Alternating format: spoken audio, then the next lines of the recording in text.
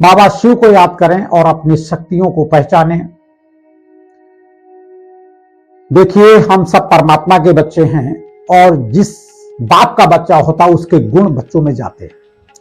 तो परमात्मा गुण जो भी हैं वो सात्विक, सदाचारी और आनंदमय है। वो गुण हम लोगों में जो नेचुरल गुण होते हैं पहले से ही भरे हैं। विचार करें, हमारे पास परमात्मा गुण जो थे वो अवगुणों के कारण दब गए हैं, उनकी फाइल हम लोग खोल नहीं पा रहे हैं और उन शक्तियों को पहचाने की हम अपनी इच्छा से व्यक्ति को बुला लेते थे, हम अपनी इच्छा से अपने काम करवा लेते थे। इच्छा शक्ति इतनी मजबूत थी, आत्मबल इतना मजबूत था कि बैठे बैठे काम हुआ करते थे।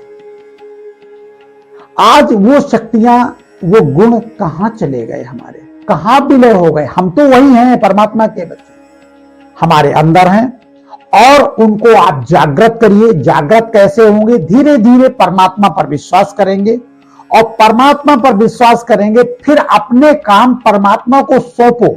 बाबा ये काम है और इसको जैसा चाहो वैसा आप करा लो, उचित हो तो कराना, अनुचित हो तो न कराना। अब आप जानो, आपका काम जाने। 2-4 दिन बाद वो काम होने की प्रक्रिया शुरू हो जाएगी, या कोई साधन बनेगा या कोई आपके पास आके कह जाएगा इसको ऐसे तो ऐसा करें, या कहीं ना कहीं उसके परिणाम आ जाएंगे, ये करना उचित नहीं है। आप जब 1-2-4 चीजों में इस तरह से अपनी शक्तियों को और अपनी परमात्मा से कांटेक्ट के परिचय को जान जाएंगे तो धीरे धीरे आपकी शक्तियां निखरना शुरू हो जाएंगी और विश्वास बढ़ता जाएगा, आपका सहज जीवन होता चला जाएगा।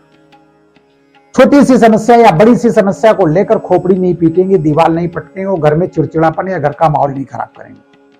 आप उसको धैर्य दें और बच्चों को भी सिखाएं, धैर्य रखो, परमात्मा कोई व्यवस्था करेगा। निश्चित तौर पर कोई व्यवस्था होगी, आप धैर्य रखेंगे तभी अपनी आत्म शक्तियों को पहचानेंगे और अपने को सिद्धि स्वरूप मानेंगे। सिद्धि स्वरूप का मतलब जो सोचा वो हो गया, ये सिद्धि स्वरूप। आप सिद्धि स्वरूप हैं और आगे भी रहेंगे, बशर्ते उस फाइल को तो खोलें, उस स्थिति पर आप चलें, तो उस रामार्ग पर आप चले तो उस पर विश्वास तो करें। निश्चित तौर पर 1-2-4 चीजें आपके सामने जब प्रकट होना शुरू हो जाएंगे, आपकी शक्तियां काम कराना शुरू करेंगी, आपकी शक्तियां आपको रिलैक्स देना शुरू करेंगे, आपकी बड़ी बड़ी विषम स्थितियां आपकी शाल बोना शुरू हो जाएंगी।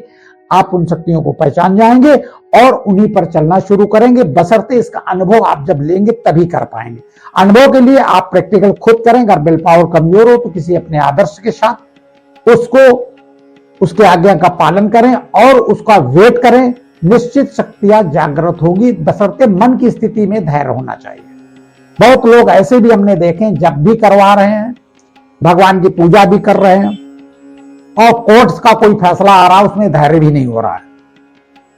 तो इसका मतलब है तुम्हें भगवान की पूजा में और जब अनुष्ठान में भी आपको विश्वास नहीं है, इस कारण से आपके काम बिगड़ रहे हैं। आपने भगवान को काम सौंप दिया और शांत होकर बैठ जाए। जो डेट या तारीख है उस पर आप फोन करके पूछ लें, जैसा वहां का निर्णय आएगा या आगे जाएगा तो धैर्य करें। बहुत जल्दी निर्णय लेने की कोशिश न करें, क्योंकि जब परमात्मा को सौंपा है तो परमात्मा उसकी बुद्धि बदलेगी और व्यवस्था उसी हिसाब से होगी। बाबा शिव को याद करें और आनंद से सदा जीवन व्यतीत करें और शक्तियों को जागृत करें। लोग कुंडलियां जागृत करते हैं, अरे कुंडलियां क्या होती हैं? कुंडलियां क्या जागृत करेंगे आप? मन की स्थिति को जागृत करिए। जब अपने मन की स्थिति को जागृत करेंगे तो आपकी मना स्थिति, आत्मबल और आत्म शक्तियां जब जागृत हो जाएंगी तो आपके पूरा शरीर जागृत हो जाएगा, आनंदित हो जाएगा। बाबा शिव को सदा याद रखें और आनंद का जीवन जिए।